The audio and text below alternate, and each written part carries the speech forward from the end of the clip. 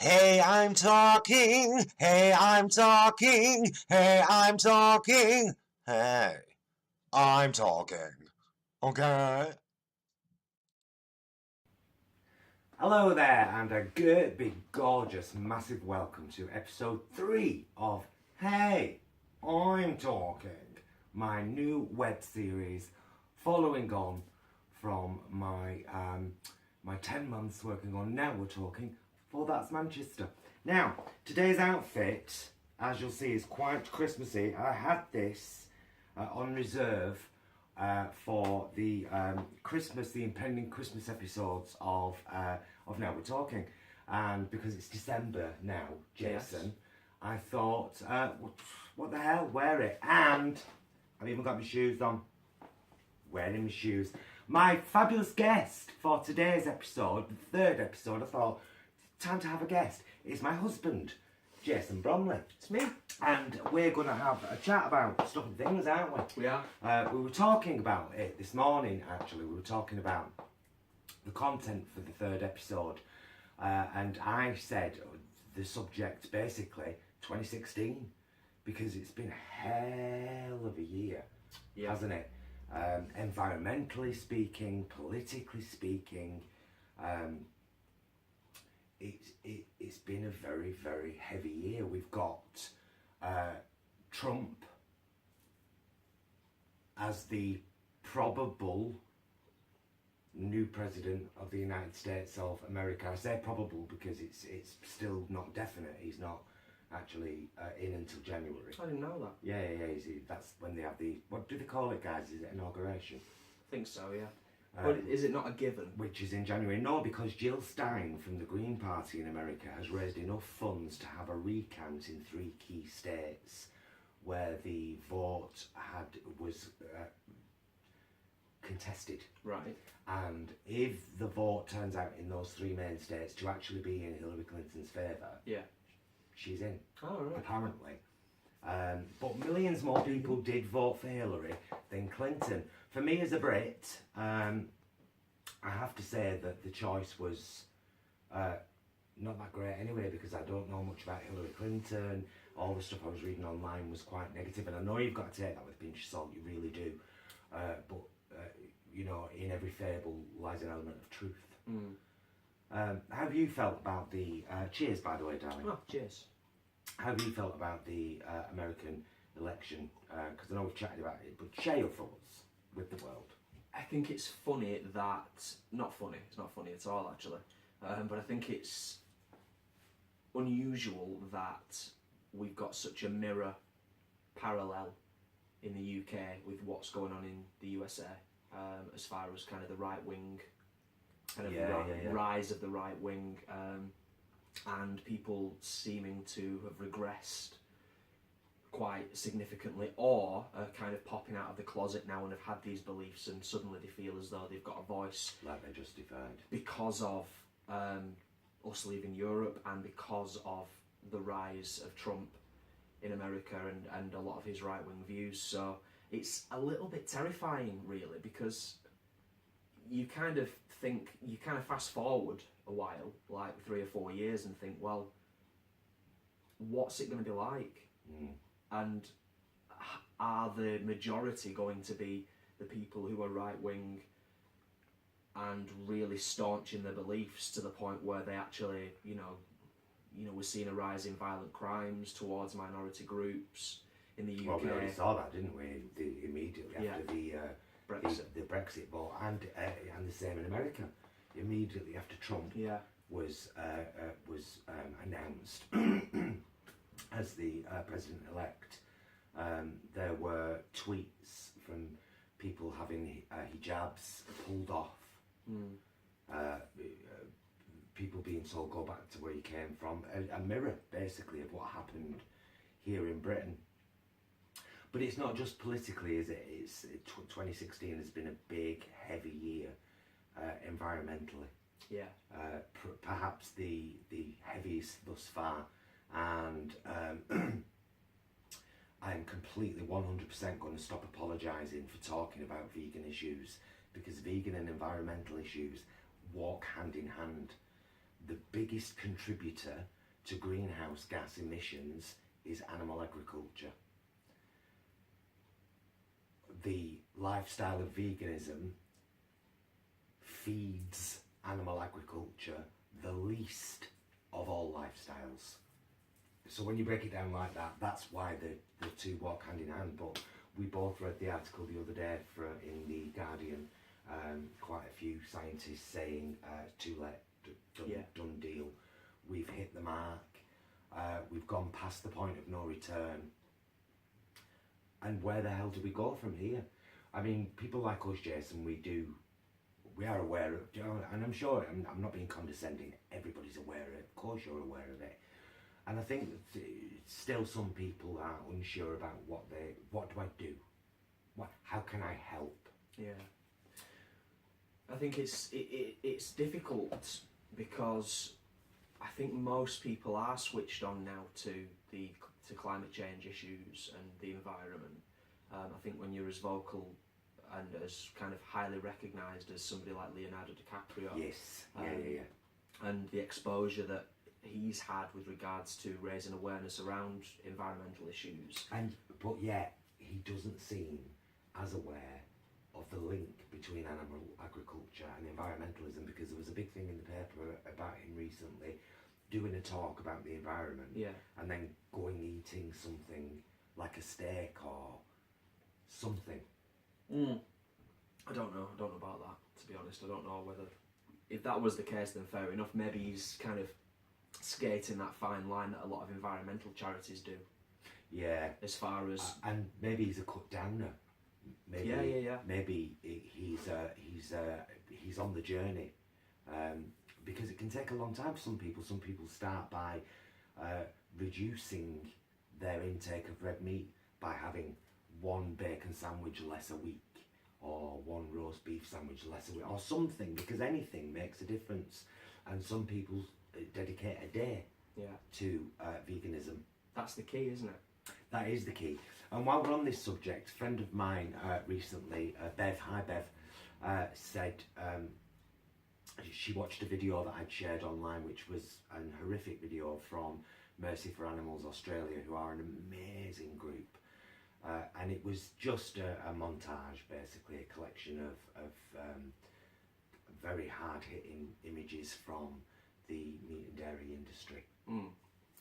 And she said, basically, Paul, I can't handle this. Help me, show me some quick things that I can do. So what we're going to do, as those vegan guys, which is yet another channel here on YouTube, if you want to have a look at it, we are those vegan guys. That. And we've started to do a series of videos, some gym related, some food related. We've got 2 recipe videos on there now, I believe. We've got our coriander pesto and our the veg stew. No, what were it? I did soup. Roasted vegetable soup. Well, I'm going to be doing pasties, how to make vegan cheese and onion pasties quite soon. I'd like to do that as a video on there. And what I'm also going to do is, because of what Bev said, and because that is a great idea, we're going to do a series of 15-minute and 30-minute meals, whereby I'm going to go and buy everything, show you where I bought it from and how much it cost, and then prepare a meal for 4 people. No, there's only 2 of us, but trust me when I say it don't matter, because he eats for 2, and then there's a spare portion for lunch one day at work, isn't there? I don't know what this we thing is, this we're going to do. Well, you're going to film me. I'll film, and you'll cook. Yeah. So, excellent. So yeah, I mean, what can you do? You can make a commitment to change one thing. Maybe that might end up being your milk. Milk is a big one. Because the dairy industry is unfortunately incredibly cruel, and that took me a long time to own that, because I was a 20-year vegetarian. I was veggie when Jason met me, and we've been we're heading for 3 years vegan Mm-hmm. now. And it was only because of a friend of mine recommended a documentary to me on Netflix called Vegucated, and it outlined in very simplistic, very real terms what the dairy industry actually is. I had no idea, genuinely had no idea, that you had to make a cow pregnant and take her baby away after 9 months of pregnancy to get the milk. I thought cows ate grass and made milk. And I know a lot of people do think that, and don't feel stupid for thinking that, because that's just it's what society has made us believe. Yeah. By the milk commercials where they show cows grazing in the fields, and so it just looks, oh, cows eat grass, and no. Cows are forcefully made pregnant, impregnated. They carry for 9 months, and as soon as the baby's born, it's taken away so that we can have the milk. So milk is a huge one, and there are that many now, aren't there? Would you say that was our easiest step at first? I think for a lot of people, just reducing their meat consumption in general is probably an easier step than cutting dairy out, because actually dairy is in everything. Yeah. It's in so much stuff unnecessarily a lot of the time. So I think for a lot of people, I mean, you would take Chris and Kirsty for example, good friends of ours. I think it was easier for them to reduce their meat intake. Although I know there's Kirsty doesn't do dairy anyway, does she? So that's a kind of a whole different story. But for the kids and kind of Chris and that, so I think for some people, trying alternatives is a really good thing. There's loads out there, and they're a lot cheaper now than they used to be. The other thing to consider is that the prices of meat and dairy are going to be going up quite considerably over the next couple of years. Yeah, definitely. We're going to see that from January 2017 onwards. That's already kind of been on the news over here in the UK. I think that's obviously partly attributed to us exiting or rapidly approaching the exit of Europe with the Brexit stuff, so costs and import costs and things like that. But also just in general, just we've got, I always say the same thing, don't I, when we're talking about the environmental stuff, and the basic sort of premise is we've got population growth versus feeding the population of the planet, and the two don't stack up, and they never will ever stack up. So something has to change. It's not a case of we could try this, we could try that. It's that actually something has to change fundamentally, because the population growth of the planet versus the food that's available, the two just do not add up, and that's within our lifetimes. And the thing is as well that some people think, oh well, it must be really difficult to be vegan or very expensive. And I've mentioned these a few times on Now We're Talking to friends, and they will feature in one of the 15-minute meal videos. But you can now get a bag of 20 vegan meatballs from Sainsbury's for £1.50 frozen, and a bag of 20, fry them all, boil some wholemeal spaghetti, pour tomato sauce in after you've fried the meatballs, 5 meatballs each, family of 4 fed for a few quid. That will definitely feature in a upcoming video on our Those Vegan Guys channel. Anything else you would like to say, Mr. Bromley?